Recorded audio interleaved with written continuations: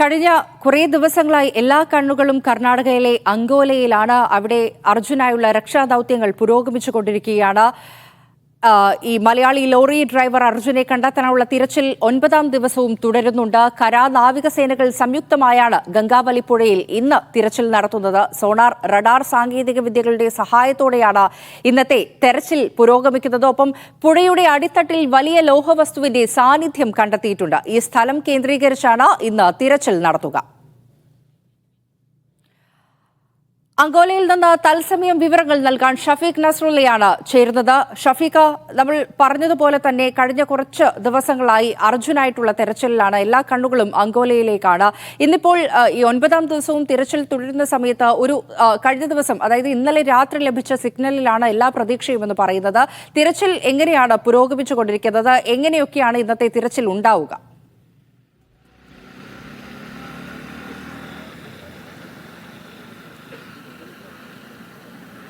ഗംഗാവാലി പുഴയിലാണ് ഇന്ന് തെരച്ചിൽ നടക്കുന്നത്. കരസേനയുടെയും നാവികസേനയുടെയും സംയുക്ത പരിശോധനയാവും ഉണ്ടാവുക. സോണാർ സിഗ്നൽ ലഭിച്ച ഭാഗത്ത് കേന്ദ്രീകരിച്ചാവും ഇന്നത്തെ പരിശോധന ഉണ്ടാവുക. വലിയ ഒരു ലോഹ വസ്തുവിൻ്റെ സിഗ്നലാണ് ലഭിച്ചിട്ടുള്ളത്. ഇതേ സ്ഥലത്ത് നേരത്തെ റഡാറിൻ്റെ സിഗ്നലും ലഭിച്ചിരുന്നു. ഈ രണ്ട് സിഗ്നലും ഒരേ കേന്ദ്രത്തിൽ നിന്ന് ലഭിച്ചതാണ് കൂടുതൽ പ്രതീക്ഷയ്ക്ക് വക നൽകുന്നത്. ആ പ്രദേശം കേന്ദ്രീകരിച്ചുകൊണ്ടുള്ള ഒരു പരിശോധന ഇന്ന് നടക്കും. ആ കേന്ദ്രത്തിൽ നിന്ന് വലിയ ഒരു ലോഹ വസ്തു ഉണ്ട് എന്ന നിഗമനത്തിൽ തന്നെയാണ് തെരച്ചിൽ നടത്തുന്ന ഇവരുടെ പ്രതീക്ഷ.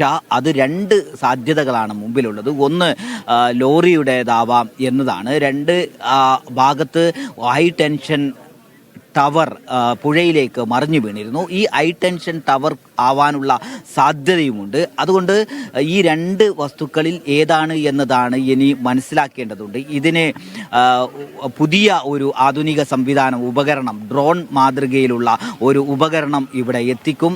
എത്തിച്ചു കഴിഞ്ഞാൽ അതിന് കൂടുതൽ ആഴത്തിലുള്ള വസ്തുക്കളെ കണ്ടെത്താനുള്ള സിഗ്നലുകൾ നൽകാൻ കഴിയും. 20 മീറ്റർ താഴ്ചയിൽ മണ്ണിൽ പുതഞ്ഞു നിൽക്കുന്ന ലോഹ വസ്തുക്കളെ അടക്കം കണ്ടെത്താനുള്ള സിഗ്നൽ ഈ ഡ്രോൺ മാതൃകയിലുള്ള ഉപകരണത്തിന് നൽകാനാവും എന്നാണ് മനസ്സിലാവുന്നത്. അതോടൊപ്പം തന്നെ 2.4 കിലോമീറ്റർ പരിധിയിൽ അതിൻ്റെ സിഗ്നൽ ലഭിക്കും. അതോടൊപ്പം 70 മീറ്ററിൽ താഴ്ച വരെ വെള്ളത്തിനകത്തുള്ള വസ്തുക്കളെയും അത് കണ്ടെത്തും. അങ്ങനെയാണെങ്കിൽ ആ ഉപകരണം എത്തുന്നതോടുകൂടി തന്നെ ഒരു പക്ഷേ പുഴയിൽ ഇത്തരം ഏതെങ്കിലും ലോറിയോ മറ്റോ ഉണ്ടെങ്കിൽ അത് കണ്ടെത്താനാവും എന്നൊരു പ്രതീക്ഷയാണുള്ളത്. പക്ഷേ നേരത്തെ അത് ഇവിടെ എത്തിക്കാനുള്ള സാങ്കേതികമായ തടസ്സം, അത് വിമാനത്തിലാണ് കൊണ്ടുവരേണ്ടത്.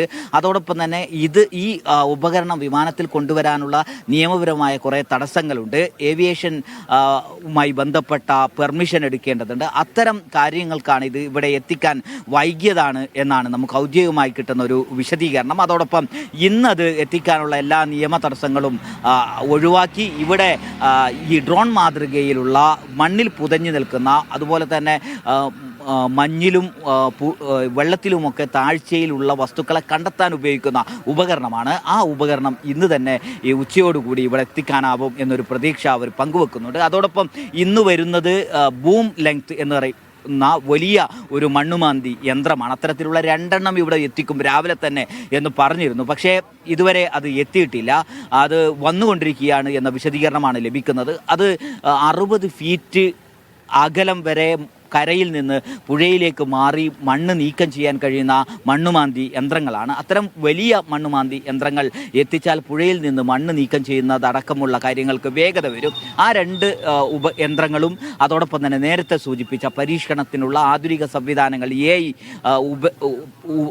AI അടക്കം ഉപയോഗപ്പെടുത്തിക്കൊണ്ടുള്ള ഡ്രോൺ മാതൃകയിലുള്ള തെരച്ചിൽ സംവിധാനവും ഇവിടെ എത്തിക്കുന്നതോടുകൂടി ഇന്ന് കൂടുതൽ വേഗതയിൽ തെരച്ചിൽ നടക്കും. അതോടൊപ്പം തന്നെ ഇന്ന് തന്നെ ഏതെങ്കിലും ഒരു സ്വഭാവത്തിൽ കണ്ടെത്താനാവുമോ എന്ന കാര്യത്തിൽ ഒരു തീരുമാനമുണ്ടാവും എന്നൊരു പ്രതീക്ഷയാണ് എല്ലാവരും വെച്ചു പുലർത്തുന്നത്.